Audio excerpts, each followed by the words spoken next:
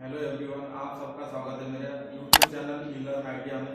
आज हम बात करने वाले हैं आईटीआई के बारे में कि आईटीआई क्या होता है, उसमें कौन कौन से ट्रेड होते हैं, या फिर आईटीआई मतलब क्या है, उसके बाद आईटीआई करने के बाद क्या करना चाहिए, या फिर आईटीआई होने के बाद जो सर्टिफिकेट मिलती है वो सर्टिफिकेट कौन सा होता है, इन सब के बारे में आज बात करेंगे। तो सबसे पहले हम बात करते हैं आईटीआई के बारे में। जो जैसे कोई स्टूडेंट आईटीआई में एडमिशन करते हैं तो आईटीआई मतलब क्या होता है। जैसे आईटीआई एक तीन शॉर्ट फॉर्म है, तो इसका लॉन्ग फॉर्म क्या होता है। तो यहाँ पे जैसे मैंने यहाँ पे लिख के रखा है कि आईटीआई, तो इसका फुल फॉर्म क्या होता है कि इंडस्ट्रियल ट्रेनिंग इंस्टीट्यूट। इसे हिंदी में क्या बोलते हैं, औद्योगिक प्रशिक्षण संस्था। जैसे औद्योगिक प्रशिक्षण संस्था या इंडस्ट्रियल ट्रेनिंग इंस्टीट्यूट, इसका मतलब क्या होता है। जैसे इंडस्ट्रियल स्टार्टिंग में दिया है, इंडस्ट्रियल मतलब कंपनी होता है, ट्रेनिंग मतलब जो काम उस चीज में चलता है उसके बारे में पढ़ाई, और इंस्टीट्यूट मतलब जहाँ पे हम पढ़ाई करते हैं उसे इंस्टीट्यूट बोलते हैं। तो इसका मतलब क्या हो गया, पूरा इंडस्ट्रियल ट्रेनिंग इंस्टीट्यूट मतलब कंपनी में जिस प्रकार के काम चलते हैं उसी प्रकार के काम के बारे में जो ट्रेनिंग दी जाती है उसे काम, वो ट्रेनिंग कहाँ पे मिलती है, हमें आईटीआई में मिलती है। पूरे कंपनी में जितने भी काम, जितने भी फील्ड है, जैसे ऑटोमोबाइल फील्ड है, मैकेनिकल फील्ड है, या फिर फैब्रिकेशन फील्ड है, जो भी फील्ड है उसी वो सब फील्ड के बारे में जो जानकारी दी जाती है वो कहाँ दी जाती है, अपने आईटीआई में। इसलिए इसे इंडस्ट्रियल ट्रेनिंग इंस्टीट्यूट कहते हैं, औद्योगिक प्रशिक्षण संस्था। ये हो गया कि आईटीआई मतलब क्या होता है, या फिर आईटीआई का फुल फॉर्म क्या होता है। उसके बाद आता है कि जब हम आईटीआई में एडमिशन करते हैं, एडमिशन करने के बाद हमारा जो कोर्स रहते हैं, कौन से भी अलग अलग ट्रेड में हम आईटीआई एडमिशन करते हैं, उसके बाद हम पूरा आईटीआई कंप्लीट करते हैं। उसके बाद हमें जो सर्टिफिकेट मिलती है वो सर्टिफिकेट कौन सा होता है, तो उसके नीचे मैंने लिखा है कि यहाँ पे शॉर्ट फॉर्म है एनटीसी। हमें आईटीआई करने के बाद हमें ये सर्टिफिकेट दिया जाता है। मतलब कौन, एनटीसी मतलब क्या होता है, नेशनल ट्रेड सर्टिफिकेट।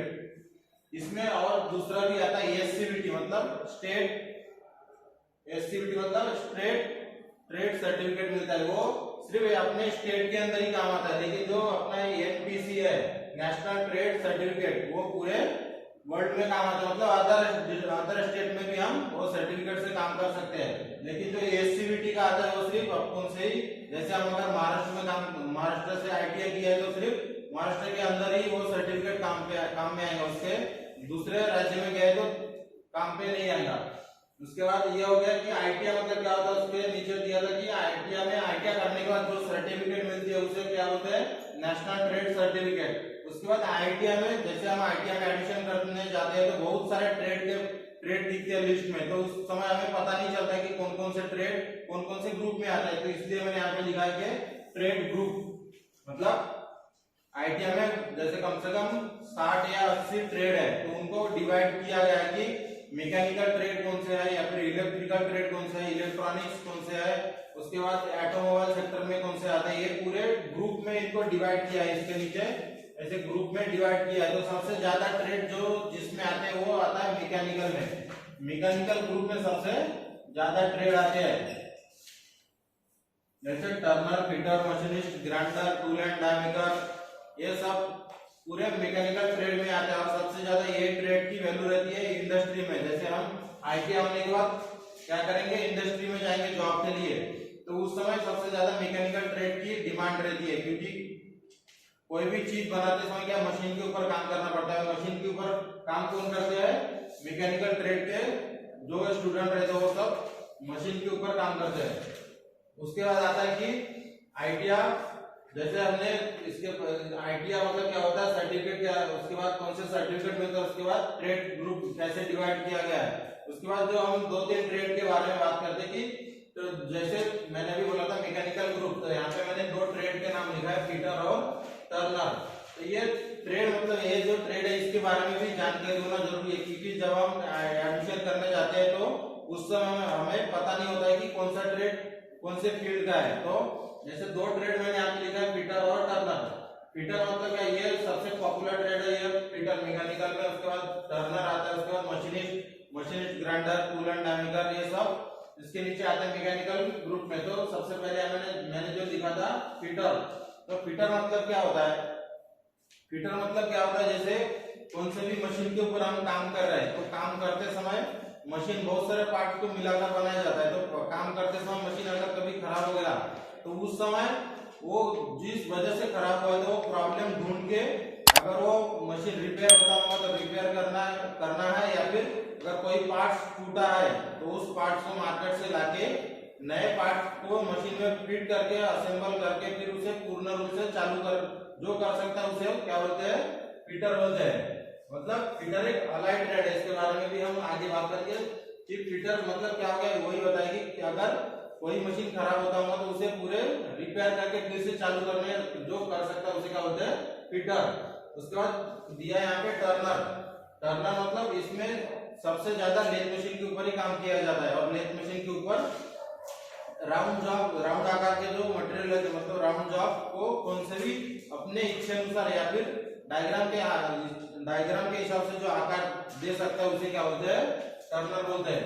मतलब राउंड जॉब को लेथ मशीन में फिट करके जो डायग्राम के हिसाब से या फिर अपने इच्छा अनुसार जो आकार दे सकता है उसे क्या बोलते हैं, टर्नर बोलते हैं।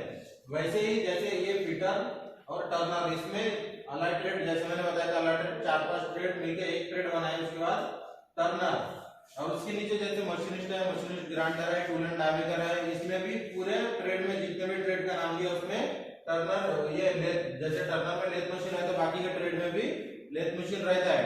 तो बाकी के ट्रेड में भी वैसे ही, अगर लेथ मशीन है तो गोल जॉब को डायग्राम के हिसाब से काटना है, फिर अपने हिसाब से काट के निश्चित आकार देने को क्या बोलते हैं, टर्नर। ये हो गया ट्रेड के बारे में कि ट्रेड क्या होता है। उसके बाद जैसे अगर इलेक्ट्रिकल है, इलेक्ट्रिकल क्या करेंगे, इलेक्ट्रिकल जैसे कौन से भी लाइन फिटिंग के काम कर सकता है या फिर कौन से भी इलेक्ट्रिसिटी का काम कर सकते हैं उसे क्या बोलते हैं, इलेक्ट्रिकल। इलेक्ट्रॉनिक्स कहते हैं, किसे कहते हैं, जो जैसे मोबाइल हो गया, टीवी, सबको रिपेयर कर सकता है खराब होने के बाद, उसको इसमें आएगा इलेक्ट्रॉनिक्स। इसके बाद आता है ऑटोमोबाइल सेक्टर। ऑटोमोबाइल सेक्टर मतलब जैसे अपने 2 व्हीलर 4 व्हीलर जितने भी इंजन वाले चीज है उन सब में अगर कुछ प्रॉब्लम होता होगा तो उनसे रिपेयर करने को क्या कौन से चीज में आ जाता है, वो ऑटोमोबाइल सेक्टर में। उसके बाद आता है कि जैसे हमने आईटीआई में एडमिशन कर लिया, उसके बाद आईटीआई भी हमने कर लिया, उसके बाद आईटीआई होने के बाद जो ट्रेनी रहते हैं वो कौन कौन से फील्ड में काम कर सकते हैं इसके बारे में जानकारी। ये हर मैकेनिकल पूरे, जैसे मैंने अभी बोला था कि मैकेनिकल ट्रेड ज्यादा रहते, तो जैसे आईटीआई होने के बाद मैकेनिकल ट्रेड के जितने भी स्टूडेंट रहते वो कौन कौन से फील्ड में काम कर सकते हैं उसके बारे में पूरे, मतलब पूरे मैकेनिकल ट्रेड। ऐसा नहीं कि मैंने यहाँ पे सिर्फ 2 ट्रेड के बारे में लिखा है तो सिर्फ 2 ट्रेड ही है, ऑल मैकेनिकल ट्रेड के जितने भी स्टूडेंट रहते हो आईटीआई होने के बाद कौन कौन से काम कर सकते हैं उसके बारे में जानकारी। तो मैंने यहाँ पे लिख के रखा कि आईटीआई होने के बाद ट्रेनी को निम्नलिखित प्रकार के काम को करने में सक्षम होते हैं। मतलब आईटीआई होने के बाद जो मैकेनिकल ट्रेड के स्टूडेंट रहते वो ये जो नीचे जो लिखा है इस प्रकार के काम वो कर सकते हैं। तो सबसे पहले क्या आता है कि ट्रेनी सेमी स्किल वर्कर के रूप में काम कर सकते हैं। जैसे आईटीआई हो जाता है अपना, आईटीआई मतलब क्या होगा, ये टेक्निकल एजुकेशन है।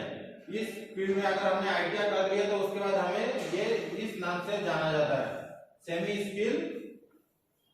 स्किल वर्कर के नाम से हमें जाना जाता है। सेमी स्किल वर्कर इसमें 3 प्रकार के आते हैं, एक आता है नॉन टेक्निकल, एक सेमी स्किल और तीसरा स्किल वर्कर। तो नॉन टेक्निकल कौन से होते हैं वर्कर, जिससे टेक्निकल नॉलेज नहीं होता, जैसे सादा 10वीं या 12वीं करने के बाद अगर वो कोई काम करता है तो वो कौन से इसमें आता है, नॉन टेक्निकल में। उसके बाद आईटीआई होने के बाद जो काम करता है कंपनी में वो किस में आता है, सेमी स्किल वर्कर में आता है। और तीसरा मैंने जो बताया था कि स्किल वर्कर कब बनते हैं, जब जैसे कंपनी में हम सेमी स्किल वर्कर के रूप में काम करते हैं तो अगर हमें 5-10 साल का एक्सपीरियंस हो गया उसके बाद हमें कौन से नाम से जाना जाता है, सिर्फ स्किल वर्कर के नाम से जाना जाता है। उसके बाद हम आगे भी कंटिन्यू अगर करते रहे तो हमें हमारी प्रमोशन हो सकती है। उसके बाद सेकंड पॉइंट क्या है, training fitting and manufacturing line में भी काम कर सकते हैं। इसका मीनिंग क्या होता है, training fitting and manufacturing line मतलब जैसे मैंने ऊपर में बताया था कि मशीनों के ऊपर में काम करना है, तो मशीन के ऊपर में काम करते समय क्या करते हैं, कौन से भी मशीन के पार्ट्स वगैरह तैयार करते हैं। तैयार करने को क्या बोलेंगे हम, मशीन मैन्युफैक्चरिंग, मतलब कौन से भी पार्ट्स को तैयार करना मतलब क्या हो गया, मैन्युफैक्चरिंग। उसी बनाए गए पार्ट्स की असेंबली करने को क्या बोलते हैं हम, फिटिंग। ये दोनों इसमें काम कर सकते हैं, मैन्युफैक्चरिंग लाइन में भी और फिटिंग लाइन में भी काम कर सकते हैं ट्रेनिंग। उसके बाद आईटीआई पर जो फील्ड में काम करते हैं उसमें का तीसरा पॉइंट है training assembly and disassembly and repairing. जैसे हमें फिटर, जैसे फॉर एग्जांपल हम फिटर किया, हम बड़े बड़े कंपनी में चले गए तो हमें फिटिंग मतलब असेंबली डिसेंबली, जिस जगह पे पूरे कंपनी बनने के बाद, मशीन के पार्ट बनने के बाद जहाँ पे असेंबली होती है उस लाइन में हमें काम दिया जाता है, मतलब असेंबली डिसेंबली और रिपेयरिंग। रिपेयरिंग मतलब क्या हो गया, जिस मशीन में हम काम करते हैं तो उस मशीन के बारे में सबसे ज्यादा नॉलेज किसे रहता है, जो वर्कर मशीन के ऊपर काम करता है उसे। और मशीन खराब होने के बाद उसे सबसे पहले पता चलता है कि किस वजह से मशीन खराब हुआ है, तो वो रिपेयरिंग भी वो खुद भी कर सकता है अगर मेजर प्रॉब्लम नहीं रहा तो।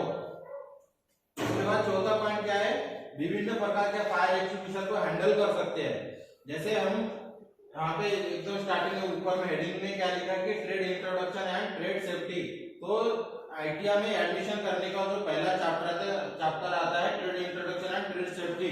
तो ट्रेड सेफ्टी में पूरे हमें बताया जाता है कि फायर एक्सटिंग्विशर कितने प्रकार के होते हैं, मतलब अलग अलग आग के अनुसार अलग अलग फायर एक्सटिंग्विशर आते हैं। तो उसकी प्रैक्टिकल भी हमें सिखाया जाता है कि आग लगने के बाद फायर एक्सटिंग्विशर से कैसे आग को बुझाया जाता है, तो मतलब फायर एक्सटिंग्विशर को कैसे हैंडल किया जाता है। तो इसमें ये वही पॉइंट है कि विभिन्न प्रकार के फायर एक्सटिंग्विशर को हैंडल कर सकते हैं, मतलब ये सेफ्टी का भाग हो गया। अगर हम इंडस्ट्री में काम कर रहे हैं तो हमें फायर एक्सटिंग्विशर चलाना आना चाहिए, क्योंकि कब काम करते करते कब एक्सीडेंट होगा कोई हमें जानकारी नहीं रहती है।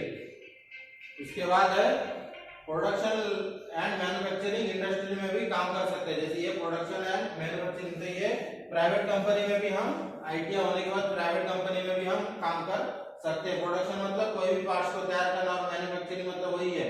प्रोडक्शन मतलब एक जैसे पार्ट बहुत सारे तैयार करना, उसे वो क्या बोलते हैं, प्रोडक्शन।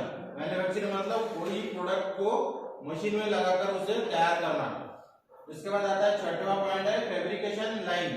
अगर हम फीटर ट्रेड किए तो फीटर ट्रेड अलाइड ट्रेड होता है, उसमें वेल्डिंग के बारे में भी पढ़ाया जाता है। तो वेल्डिंग करने के बाद हमें काम कहाँ पे मिलता है, फैब्रिकेशन लाइन में हमें काम मिलता है। अगर वेल्डिंग का नॉलेज हमें है तो हम फैब्रिकेशन लाइन में हम खुद का वर्कशॉप खोल सकते हैं।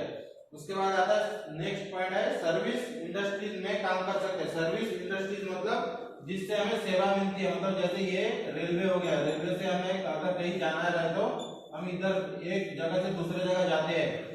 तो ये रेलवे में भी जैसे आईटीआई होने के बाद वैकेंसी वगैरह निकलती है, तो रेलवे की भी वैकेंसी निकलती है, तो हम रेलवे में फॉर्म भर के अगर हमें उतनी नॉलेज है तो जब पेपर होती है तो पेपर क्वालिफाई करके हम उसमें लग सकते हैं।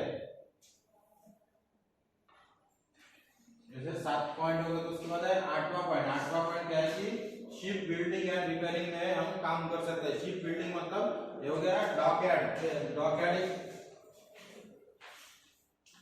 डॉकयार्ड में हम काम कर सकते हैं। डॉकयार्ड में भी वैकेंसी निकलती है, जिसमें सिर्फ शिप मतलब जहाज वगैरह बनते हैं या फिर जहाज वगैरह की रिपेयरिंग होती है, उसमें भी वैकेंसी निकलती है, उसमें हम काम कर सकते हैं। उसके बाद है 9वां नंबर है डिफेंस लाइन। डिफेंस लाइन मतलब क्या है कि जब आईटीआई हो जाता है तो आईटीआई के फील्ड में वैकेंसी निकलती है, कहाँ, डीआरडीओ या फिर ऑर्डिनेंस फैक्ट्री में वैकेंसी निकलती है। तो उस समय क्या वाक्य कि आईटीआई जो जिनकी हो गई तो उनकी ही वैकेंसी निकलती है टेक्निकल साइड में। पूरे डिफेंस में जितने भी वैकेंसी निकलती है कौन सी है, आईटीआई जो हो गए तो आईटीआई वाले ही इसमें फॉर्म भर सकते हैं। मतलब डिफेंस लाइन में भी हम काम कर सकते हैं, ऑर्डिनेंस फैक्ट्री हो गया या फिर डीआरडीओ हो गए, इन सब में भी हम काम कर सकते हैं। उसके बाद है 10वां पॉइंट है सेल्फ एम्प्लॉयमेंट। सेल्फ एम्प्लॉयमेंट मतलब क्या होता है, खुद की वर्कशॉप भी खोल सकते हैं। अगर हमें नॉलेज अच्छी रही तो हम अपने फील्ड के वर्कशॉप खोल सकते हैं और हम काम कर सकते हैं, या फिर अगर हम वर्कशॉप चालू किया तो हम दूसरे को भी हम काम दे सकते हैं। ये हो गया सेल्फ एम्प्लॉयमेंट। इसके बाद आता है कि आईटीआई होने के बाद हम क्या, मतलब आईटीआई होने के बाद कौन कौन से फील्ड में अगर पढ़ाई करनी है तो कौन से फील्ड में हम पढ़ाई कर सकते हैं। तो आईटीआई होने के बाद हम सबसे पहले तो जैसे अगर मैकेनिकल ट्रेड है तो डिप्लोमा में हम एडमिशन कर सकते हैं, हमें सेकेंड ईयर में एडमिशन मिलती है। अगर मैकेनिकल फील्ड है तो सेकेंड ईयर में एडमिशन, मतलब आईटीआई हमें जिस फील्ड में है उसी फील्ड में अगर हम डिप्लोमा कर रहे हैं तो उस समय हमें क्या डायरेक्ट सेकेंड ईयर में एडमिशन मिलती है। उसके बाद हम सीटीआई भी कर सकते हैं। सीटीआई मतलब क्या होता है, CTI craftsman training craftsman CITS है, इंस्ट्रक्टर ट्रेनिंग स्कीम CITS मतलब जो जैसे 10वीं और 12वीं मतलब जैसे 10वीं 8वीं 9वीं 10वीं या फिर जो 1 से 10 तक या फिर 12वीं तक के जो स्कूल में पढ़ाई होती है उस समय उसकी टीचर बनने के लिए क्या जरूरी रहती है, डीएड और बीएड जरूरी रहती है। तो उस टाइप के ये सीआईटीएस है। अगर आईटीआई में टीचर के हिसाब से हमें काम करना है तो ये वाले क्वालिफिकेशन होना जरूरी रहता है। जो 1 साल की पढ़ाई होती है, 1 साल की कोर्स खत्म होने के बाद हम कौन से भी कॉलेज में हम पढ़ा सकते हैं। तो ये होता है सीआईटीएस मतलब क्राफ्ट्समैन इंस्ट्रक्टर ट्रेनिंग स्कीम। जैसे आईटीआई होने के बाद मैंने बोला कि अगर जो फील्ड हमारी है उसी फील्ड में हमें अगर डिप्लोमा करना है तो सेकेंड ईयर में चांस मिलता है, या फिर हमें आईटीआई में टीचर के हिसाब से काम करना है तो हमें क्या करना पड़ता है, सीआईटीएस करना पड़ता है। उसके बाद और तीसरा एक होता है कि आईटीआई करने के बाद सबसे पहले हमें क्या करना, अगर ये दोनों चीज करनी नहीं है या फिर हमें इंडस्ट्रियल लाइन में ही आगे जाना है तो क्या करते हैं, अप्रेंटिसशिप करते हैं। आईटीआई होने के बाद मतलब अप्रेंटिसशिप करते हैं।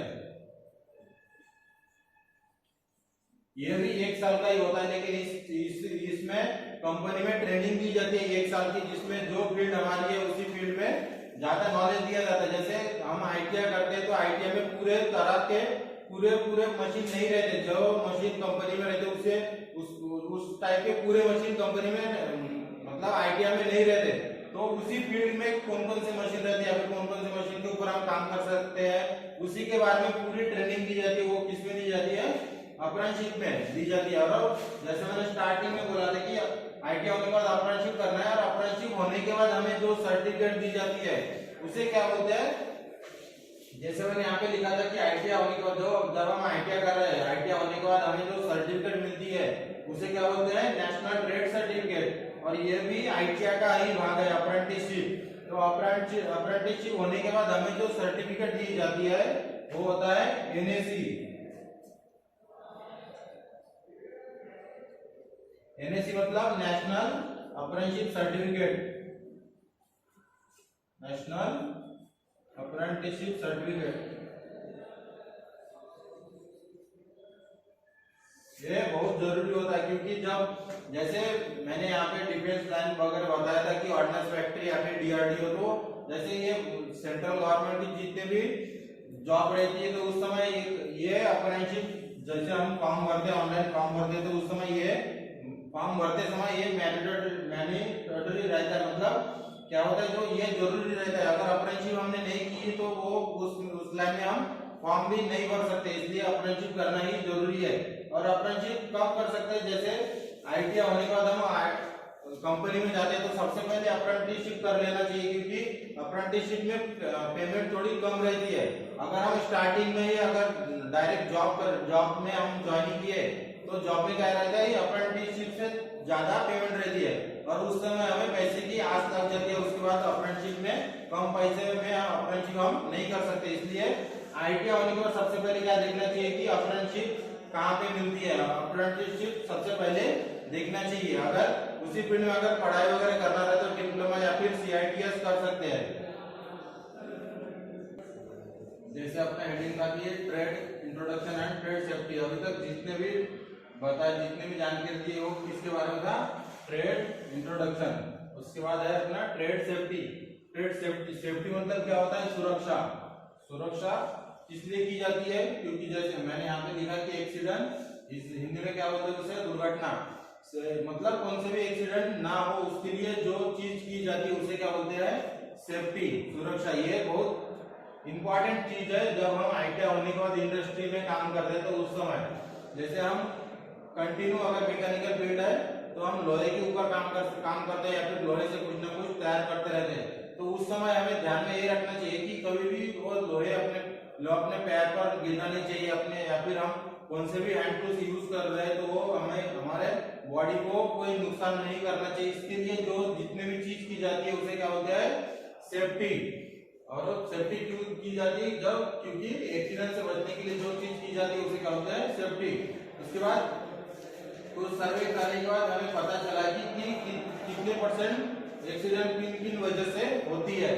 जैसे मैंने यहाँ पे लिख के रखा कि दुर्घटना होने के मुख्य कारण, और कितने कितने परसेंट से ये एक्सीडेंट होते हैं। सबसे पहला क्या दिया कि मशीनों द्वारा जो एक्सीडेंट होती है वो कितने परसेंट है, सिर्फ 4% है।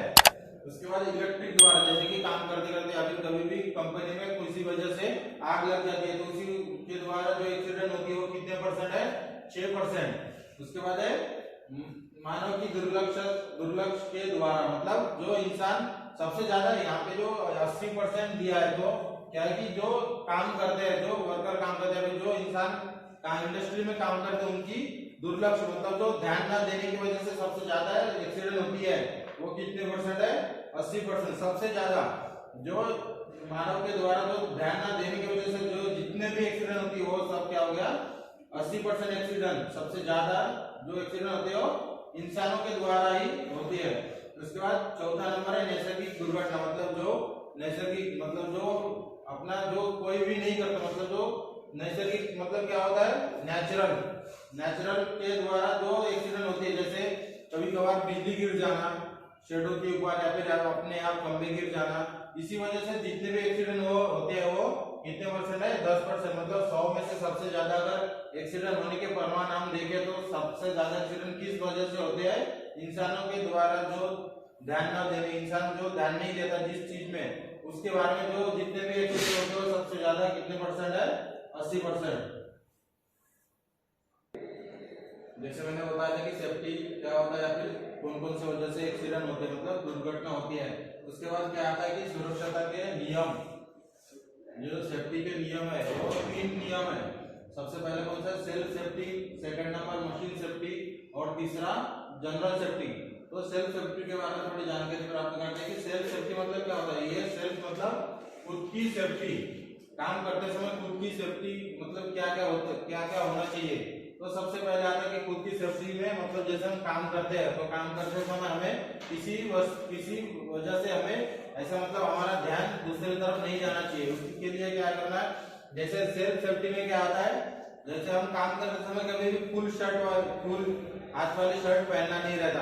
उससे क्या होता है, जैसे हम लेथ मशीन में काम कर रहे हैं तो कभी कभार अगर फुल हाथ के शर्ट रहे तो जो घूमती हुई जॉब रहती है उसमें आके एक्सीडेंट होने के सबसे ज्यादा चांस रहते हैं, इसलिए फुल हाथ वाले शर्ट नहीं होने चाहिए। उसके बाद बाल बड़े नहीं होने चाहिए। बाल बड़े क्यों नहीं होने चाहिए, क्योंकि जब अगर हम कौन सी भी चीज का जॉब बना रहे हैं तो उसमें मेजरमेंट लेते हैं, अगर हम बार बार हमारे बाल सामने आते हो हमें डिस्टर्ब होता है, तो इसकी वजह से भी वो भी नहीं होना चाहिए। उसके बाद नाखून बड़े नहीं होने चाहिए। पैर में कंटिन्यू शूज, सेफ्टी शूज होने चाहिए, क्योंकि लोहे के ऊपर काम करते समय लोहा कब पैर के ऊपर गिर जाएंगे ये इसकी कोई जानकारी नहीं रहती, इसलिए पैर में सेफ्टी शूज होने चाहिए, हाथ में हैंड ग्लोव्स होने चाहिए। उसके बाद कभी भी काम करते समय गले में टाई पहनना नहीं चाहिए। उसके बाद सेल्फ सेफ्टी में क्या आता है कि जैसे हम काम कर रहे हैं तो काम करते समय टी शर्ट, सबसे ज्यादा टी शर्ट का उपयोग करें, क्योंकि जब कौन से भी हम अगर बड़े कंपनी में हम काम ज्वाइनिंग किए तो उस समय हमें ड्रेस दी जाती है, तो ड्रेस देते समय वही दी जाती है कि सेफ्टी के हिसाब से, सेफ्टी का विचार करके हमें टी शर्ट दी जाती है काम करने के लिए। उसके बाद सेल्फ सेफ्टी में और क्या आता है कि जैसे तो हाथों में घड़ी नहीं होना चाहिए, काम करते समय घड़ी भी नहीं होना चाहिए, और हाथों में कड़ा भी नहीं होना चाहिए, और उंगली में अंगूठी भी नहीं होना चाहिए। ये सब जितने भी नॉर्मल बातें हैं खुद के बारे में वो पूरी किस में आते हैं, सेल्फ सेफ्टी। उसके बाद आता है second number machine safety. Machine safety में क्या होता है, जब हम जिस मशीन में काम करते हैं उस मशीन के मशीन की पूरी सेफ्टी होना चाहिए। जैसे मशीन सेफ्टी का सबसे पहला नियम क्या आता है, जिस मशीन के बारे में हमें जानकारी नहीं है उस मशीन को हाथ नहीं लगाना या फिर चालू नहीं करना है, क्योंकि जिस मशीन के बारे में हमें पता नहीं है अगर उसे हम हाथ लगाए या फिर उसे हम चालू किए तो एक्सीडेंट होने के सबसे ज्यादा चांस रहते हैं। उसके बाद जिस मशीन के ऊपर हम काम कर रहे हैं तो वो मशीन की पहले इलेक्ट्रिसिटी सही होना चाहिए। अगर सपोज कौन सी भी मशीन इलेक्ट्रिसिटी से ही चलता है, इलेक्ट्रिसिटी मतलब केबल आते हैं, अगर केबल वगैरह छिले हुए रहते तो उसमें करंट आने के सबसे ज्यादा चांस रहते हैं। इसलिए मशीन के ऊपर काम करते समय सबसे पहले ये देख लेना चाहिए उसके जो इलेक्ट्रिक सप्लाई है वो बराबर है क्या नहीं, या फिर मशीन को हम मशीन को चलाने के पहले एक बार चेक कर ले टेस्टर से कि उसमें करंट है क्या नहीं, मतलब पूरी सेफ्टी होना चाहिए। उसके बाद मशीन सेफ्टी में क्या आता है कि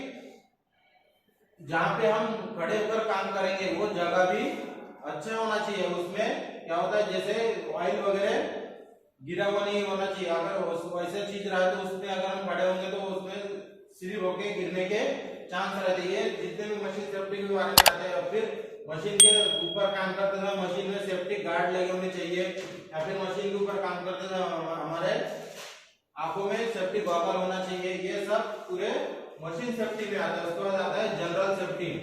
जनरल सेफ्टी मतलब ये सर्वसाधारण सेफ्टी है जो कंपनी में फॉलो की जाती है। जैसे कंपनी में चलते समय कौन से भी ऐसे गैंग में रहते हैं और यहाँ पे येलो कलर के रहते हैं, तो चलते समय कभी भी कंपनी इंडस्ट्री के अंदर गैंगवे का उपयोग करे, या फिर कंपनी में मतलब या वर्कशॉप के अंदर कभी दौड़ धूप ना करे, या फिर काम करते समय ये बात ध्यान में होना चाहिए कि जैसे सेफ्टी के सामान है, फायर एक्सटिंग्विशर वगैरह, वो बहुत ही एकदम सामने होना चाहिए। अगर कभी भी गलती से एक्सीडेंट हो गया, मतलब आग वगैरह लग गई, तो फायर एक्सटिंग्विशर हमें जल्दी हमारे हाथ में आना चाहिए। पूरे जितने भी बातें हैं किसमें आ जाते हैं, वो जनरल सेफ्टी में आती है। यह था आज का टॉपिक कि अपना trade introduction and trade safety, मतलब आईटीआई क्या होता है, उसके बाद कौन सी सर्टिफिकेट दी जाती है, या फिर जैसे हम आईटीआई में एडमिशन करते हैं तो आईटीआई में एडमिशन करते समय हमारी क्वालिफिकेशन क्या होना चाहिए कि आईटीआई में एडमिशन करते समय सबसे ज्यादा ट्रेड मतलब 10th पास के ऊपर ही सबसे ज्यादा एडमिशन होती है।